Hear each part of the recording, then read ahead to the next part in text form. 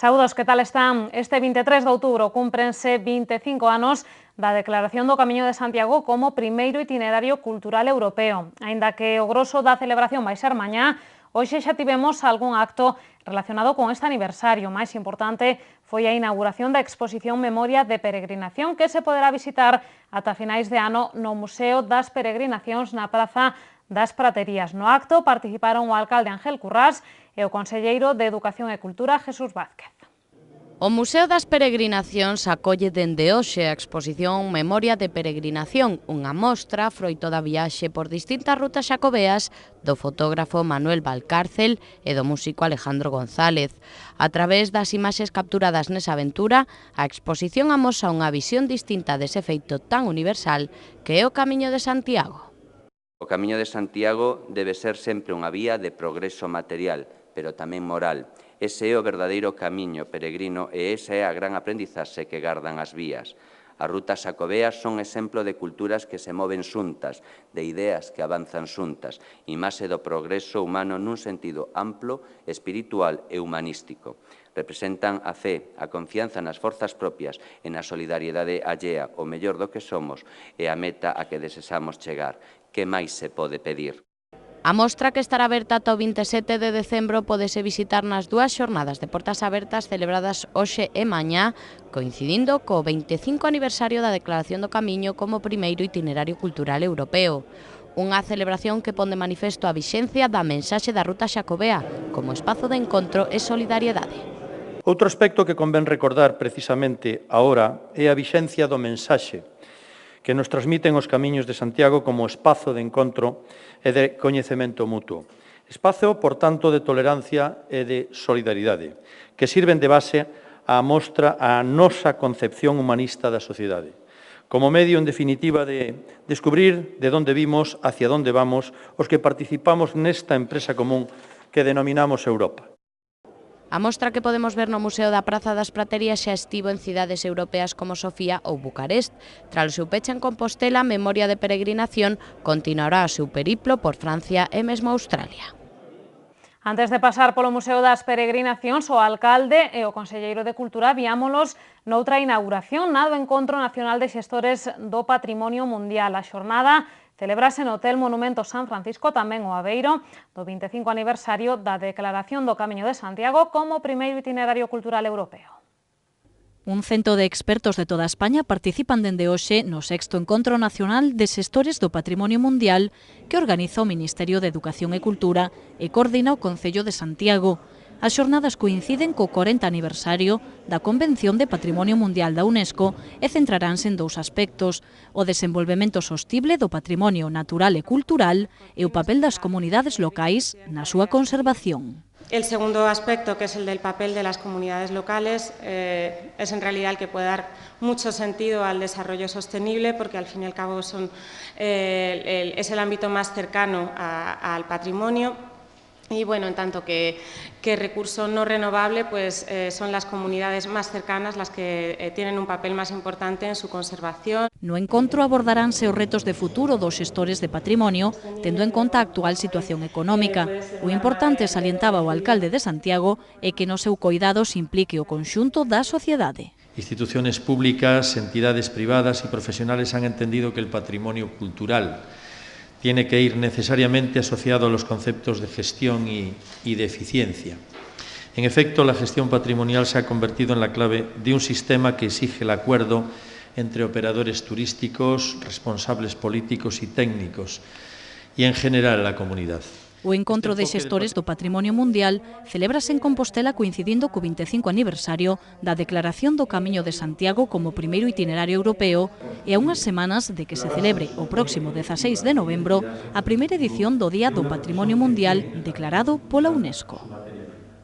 E mentres, no Pazo de Raxoi, a Concelleira de Benestar Social empezaba hoxe a asinar varios convenios de colaboración con entidades sociais da cidade. Este ano, estes colectivos van recibir un total de preto de 400.000 euros, o dobre que o ano pasado. As principais entidades sociais da cidade terán que pasar nos próximos días polo Pazo de Raxoi para ir asinando os convenios de colaboración polos que a Concellería de Benestar Social lles achegará unha partida total de case 400.000 euros. A edil Paula Prado explicou que esa cifra dobra a de anos anteriores, porque tamén son maiores as necesidades. Ademais, apuntou que a hora de conceder as axudas se tivo en conta que as entidades puideran colaborar na loita do Concello contra o consumo de alcohol por parte dos menores. Cada unha pois ten as súas necesidades, nós tamén intentamos que aquelas que poden prestar algún servicio maiores ás persoas máis necesitadas do Concello pois poñerlle esas condicións, e o que si fixemos é poñerlles a todos unha cláusula e que favorezan a persoas que irán conmutar a pena de sancións do botellón por traballos en beneficio da comunidade, que o poidan facer nas súas instalacións. A primeira en asinar o convenio co Concello foi a Asociación Virxe da Fonte de Familiares e Amigos de Enfermos Mentais. Esta entidade recibirá 3.500 euros que lle servirán para sufragar algunhas das súas actividades. Iso sí, a cifra é moi pequena se temos en conta que a asociación precisará 200.000 euros para cumprir o seu soño. Medios de transporte chegan antes a Barcia que a Quistilans, onde temos unha casa alquilada. Ben, pero non reúnen as condicións todas que nós pretendemos, entonces pasan os rapaces na furgoneta máis horas casi que no centro mismo. Entonces vamos a tratar de unificar e traelos para a Barcia, si podemos, si reunimos o presupuesto que necesitamos, entonces aí eu creo que solucionaríamos moito problema e os rapaces estarían mellor. A entidade que recibirá a maior axuda será Cáritas, con 70.000 euros aos que lles hai que sumar outra partida para o programa Vagalume, dirixido ás vítimas da explotación sexual. Paula Prado tamén salientou os 22.000 euros que recibirá Cruz Vermella para a creación dun servizo de teleasistencia no fogar que beneficiará a uns 50 maiores da cidade que viven sós. E seguimos coñecendo detalles do Santiago Etapas, que, como saben, celebrará a súa quinta edición do 26 de outubro ao 11 de novembro. Hoxe soubemos cales van ser os premios que reciban as mellores receitas e tamén que os xa famosos tapasportes estarán dispoñibles o 25 de outubro na Oficina de Turismo da Praza de Galicia. Hostelería Compostela está convencida de que esta quinta edición do Santiago Etapas brillará pola súa calidade e os premios do certame teñen que estar á altura. Por iso, o xurado recoñecerá a mellor preparación do certame con nada menos que 2.000 euros. A segunda e a terceira mellor receita recibirán 1.200 e 1.000 euros respectivamente. Ademais, o público terá que conceder outros 2 premios. A mellor tapa, que recibirá 800 euros, e o establecemento de maior excelencia, que será obsequiado con 500 euros. Non será unha tarefa doada elixir os premiados, porque no certame participan 117 tapas de 72 establecementos. Pero, ademais, lembran dende Hostelería Compostela, neste Santiago Etapas participan tamén hotéis e locais de copas. Hai que reseñar que Santiago Tapas, a quinta edición, vai a mover 125 establecementos. 72 de tapas, 17 de Santiago Noite e 33 hoteles. Porque este é un paquete que incluye varias cuestións, tanto copas como tamén para poder hospedarse un par de días en Santiago en esas fechas do 1 ao 11 de novembro, ¿no? Esta implicación de hotéis e locais de copas é unha das novidades do Santiago Etapas, que por primeira vez organiza Hostelería Compostela. O colectivo recibiu hoxe o aplauso da Concelleira de Turismo. En Santiago estamos realmente satisfechos de que el testigo que les pasamos lo recibieran así y le hicieran un trabajo tan duro que sé que lo han hecho en los últimos meses, ¿no?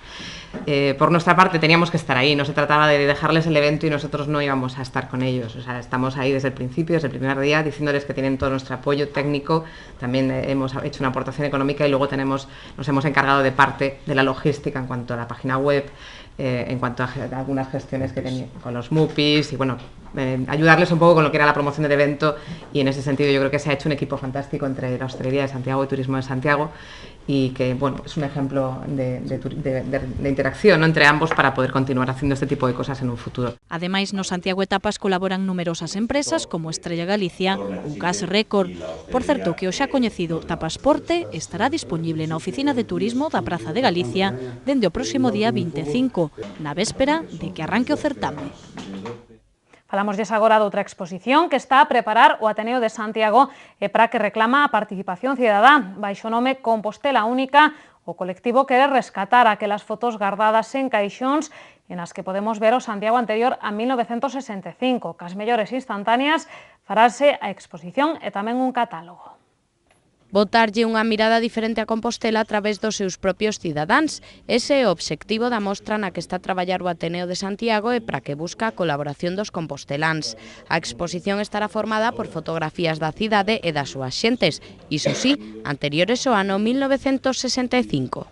Hemos considerado que esa es una fecha, un punto de inflexión en la sociedad compostelana, derivada de, por una parte, de también en cierto modo, pues, un cierto aperturismo que se inicia en aquel momento, por llamarlo de alguna manera, en el régimen que estaba en aquel momento en el país y que de algún modo se tradujo también en la sociedad compostelana, en la estructura urbana, en el desarrollo socioeconómico, etcétera, etcétera. A recollida de fotografías farase na libraría Couceiro ao longo do mes de novembro.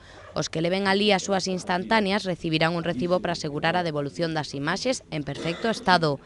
Posteriormente farase un escaneado das fotos e as mellores, un mínimo de 100, serán seleccionadas para a exposición. A intención do Ateneo é que a mostra sexa inaugurada en marzo no Pazo de Fonseca. Esta iniciativa conta ca colaboración da Universidade e co patrocinio do Consorcio, a Fundación Endesa e Coca-Cola.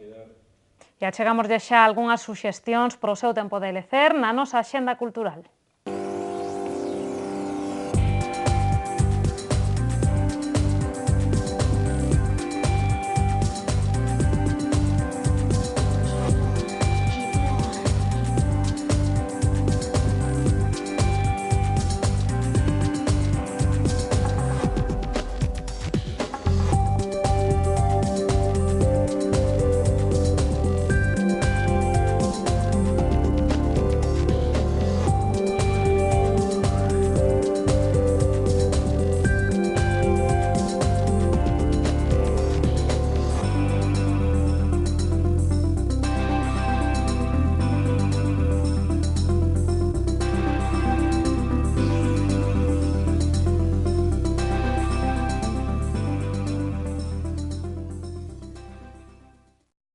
De Meteo Galicia coñecemos de seguido as previsións do tempo para os vindeiros días.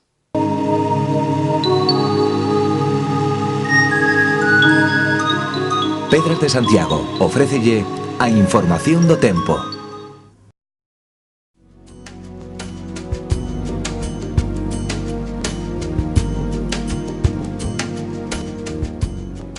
Galicia seguirá mañá baixo influencia dunha borrasca, de xeito que os ceos estarán anubrados con chuvias máis frecuentes no litoral atlántico. As temperaturas mínimas subirán, pero as máximas manteránse sen cambios ou irán en lixeiro descenso. Os ventos serán frouxos do sueste. Nos xoves predominarán os intervalos de ceos anubrados, con chubascos máis probables na metade sur. As temperaturas baixarán e os ventos serán frouxos, do sur pola mañá e de dirección variable o resto da xornada. No venres os ceos estarán máis anubrados canto máis ao norte, con chuvias no norte da provincia de Lugo. As temperaturas baixarán e os ventos serán do nordés, frouxos pola mañá e moderados pola tarde.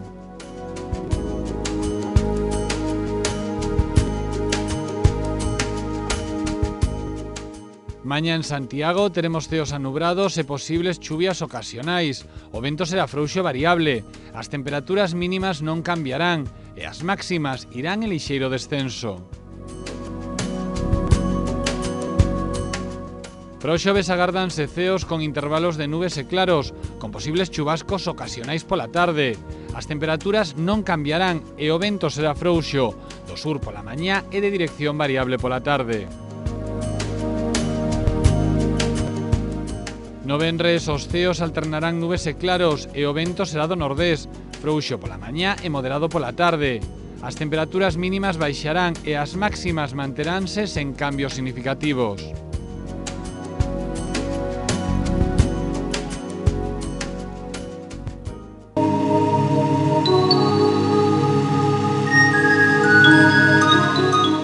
Pedras de Santiago ofreceulle a información do tempo. Pois Pois ata aquí chegaron hoxe as novas unhas felicitacións de cumpleanos e regresamos co preguntoiro. Hoxe, co presidente de Hostelería Compostela na súa rama de restauración, con Jesús Sordo. Non se movan.